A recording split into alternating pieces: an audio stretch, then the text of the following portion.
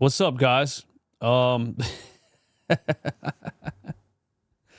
to talk about the ridiculous LeBron James, Stephen A. Smith beef. LeBron just went on a rant on the Pat McAfee show, calling out Stephen A. Smith and Brian Windhorst. Windy himself. Windy loves LeBron James. Windy is a LeBron James super fan, and LeBron called him out too. And he also stuck up for Joel Embiid. We're going to talk about all of that. I did receive a couple of unsubscribers after my last video, and that to me is hilarious because getting that angry at somebody for saying something that you disagree with is what's wrong with the world right now in the first place. You are softer than Bob the cat. Bob the cat has fur and is very fat. That's how soft you are. Thank you for unsubscribing. Yeah, let's talk about it, man. LeBron James blasts Stephen A. Smith, Brian Windhorst during Pat McAfee show.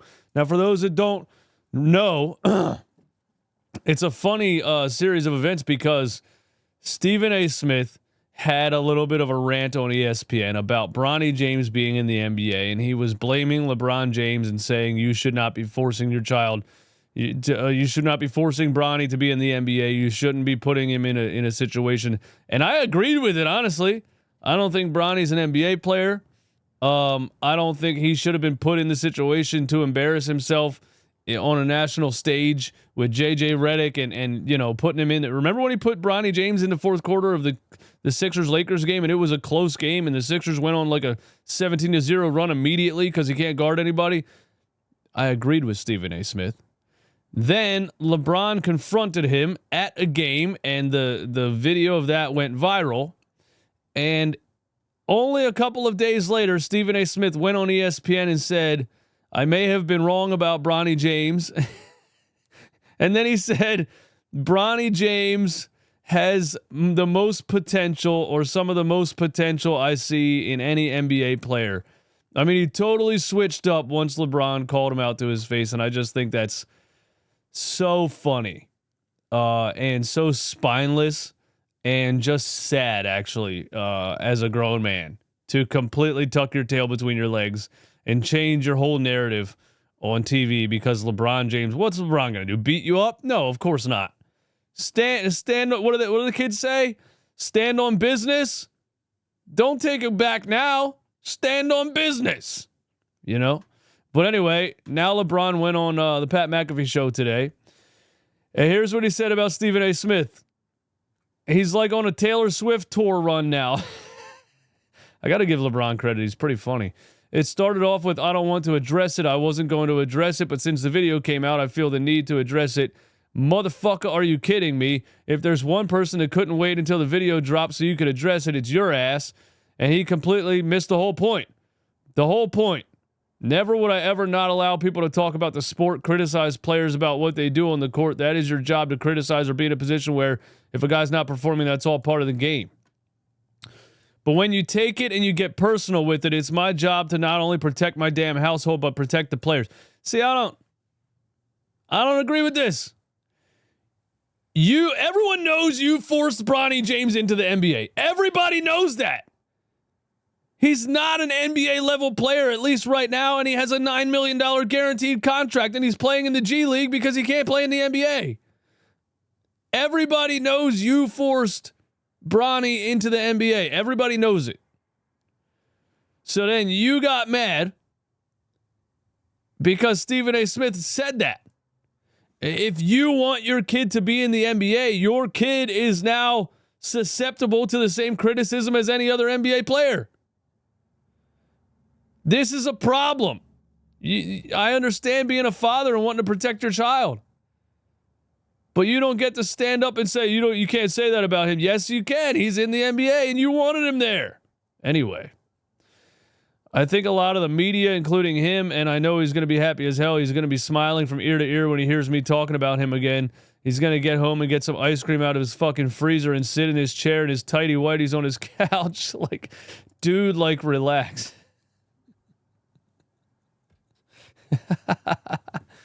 What's LeBron James doing with this? What is he doing with this? You know what I'm saying? It feels a little bit like LeBron James went on TV and tried to be funny. You know, like, is this possibly LeBron James's next venture? A podcast or a TV show after he retires from the NBA? It seems like he went on his show to try to tell everybody or show everybody that he has a personality. I seen Brian. Here's where he calls out Brian Windhorst. Brian Windhorst caught a stray, dude. Look how bad this is. I see Brian Windhorst on one of these shows not too long ago. This guy says he's like my fucking best friend. These guys are just weird. Yo. Brian Windhorst is crying right now. He has to be crying right now. This is a guy who basically made his whole career off of sucking off LeBron James. Brian Windhorst is the biggest LeBron James fanboy in existence.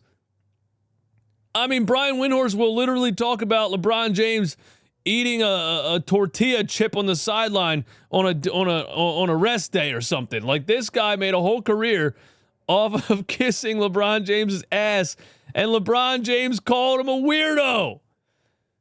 This guy acts like he's my fucking best friend. These guys are just weird.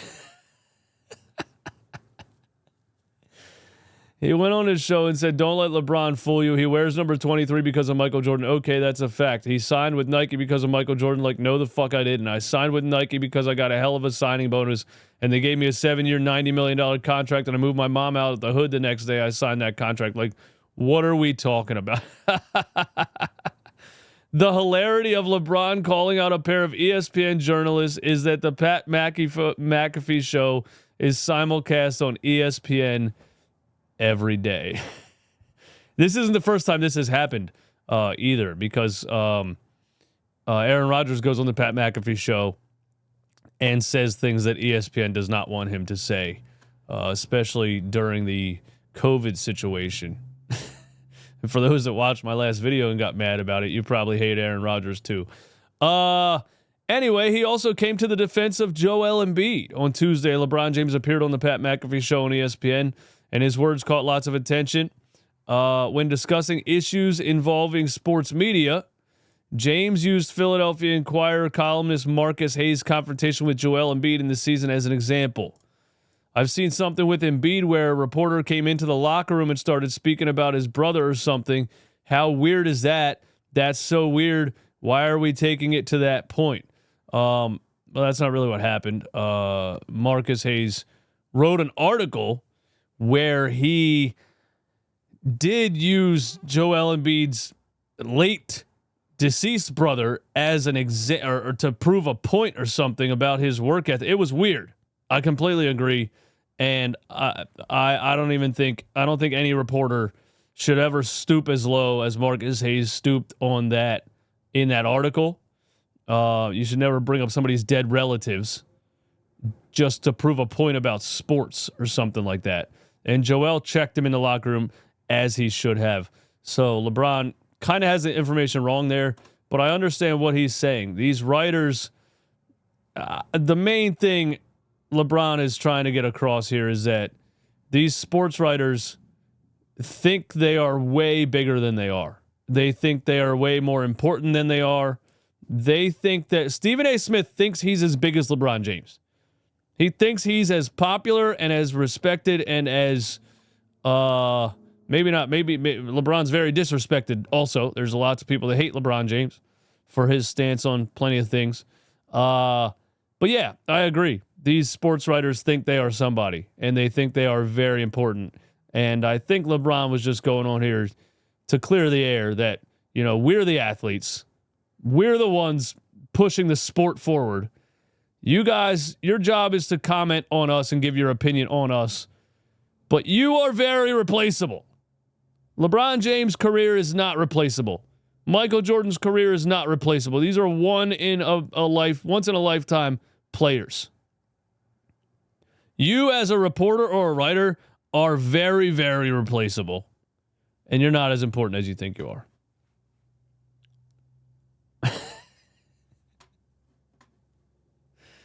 Oh man, the NBA is like a VH1 show, man. It's absolutely wonderful. Anyway, yeah. Thanks for tuning in. See you soon.